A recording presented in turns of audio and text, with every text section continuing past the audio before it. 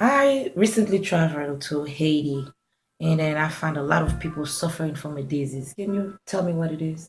Can you describe the disease? Okay, they some of them like diarrhea, throwing up, and then Okay. I am actually taking a microbiology class and I'm thinking about what may cause the disease. It's probably Vibrio cholerae. mhm, Vibrio cholerae is a multi-curve species of proteobacteria that has a flagellum at one pole as well as peeling.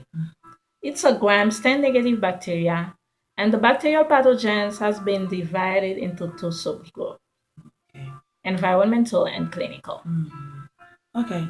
Are there any similarities in group? Of course, yes. Both groups have been shown to be identical by 5S or RNA sequencing. And the 5S or RNA and 16S or RNA Mm-hmm. show deep branching between Vibrio cholerae and other type of Vibrio. And recent comparative genomic studies show close relationship in the genome sequences of all seven pandemic isolated. Okay. Can you tell me more about the history of the pathogen? Okay, the pathogen Vibrio cholerae caused great suffering for centuries. It causes cholera in millions of people who died from the disease, and it is the most common type of human infectious disease. And it's almost exclusively you can get it Mm-hmm. via water. Okay. And it was first isolated by the Italian Filippo Pacino in Mm-hmm. 1854, Mm-hmm. but it wasn't really known until 1884 by Robert Koch. Okay. Does the pathogen live in association with other organisms? Yes. It has a strong relationship with copepods for its survival and its multiplication, Mm-hmm. where they live in commensal and in symbiotic relationship, Mm-hmm. and they both benefit. Okay. What about its metabolism? There's little pathway information available for Vibrio cholerae, Mm-hmm. despite it being a serious pathogen. Mm-hmm. However, as a facultative anaerobe, that means it can live inside in the presence of oxygen or in the absence of oxygen. And glycolysis serves as principal means of oxidizing glucose for chemical energy in Vibrio cholerae. Mm-hmm. Tell me more about its life cycle. Okay, for its life cycle, Vibrio cholerae has two distinct life cycles, one in human Mm-hmm. and one in the environment. And the bacterium cell elongates by divide by binary fission. Mm-hmm. By binary fission, it's like one cell Mm-hmm. becomes two. Well, the cells elongates to approximately twice of its length, Mm-hmm.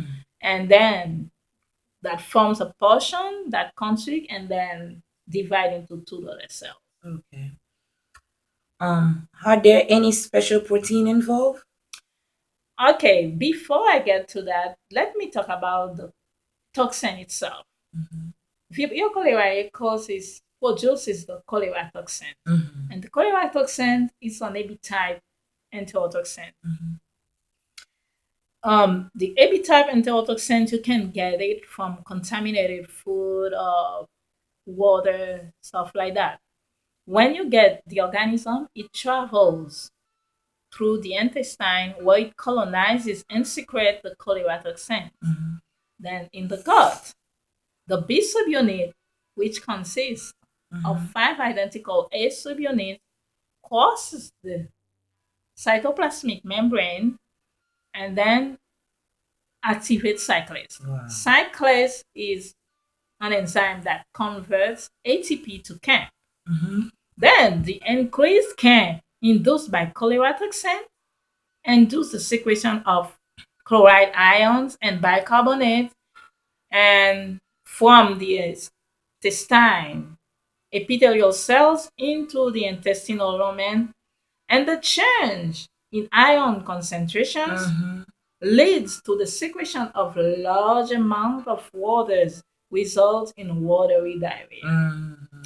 Of course, we have special other proteins involved in Vibrio cholerae, like long A protease.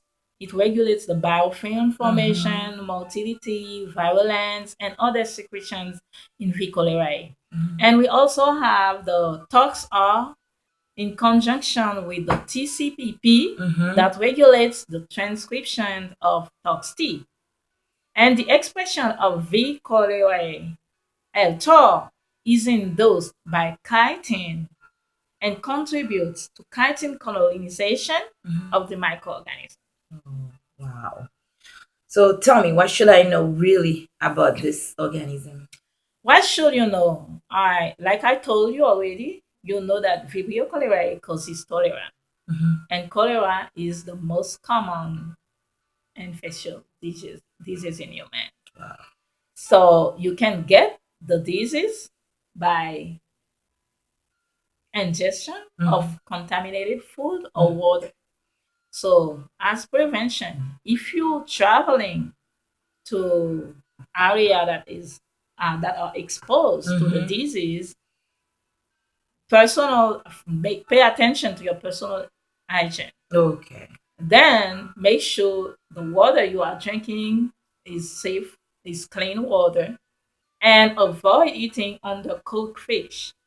The disease can be treated simply and effectively by rehydration. Okay. If the people in individuals who get the disease, they get rehydrated as soon as possible, that can reduce the rate of mortality causing by cholera. Okay.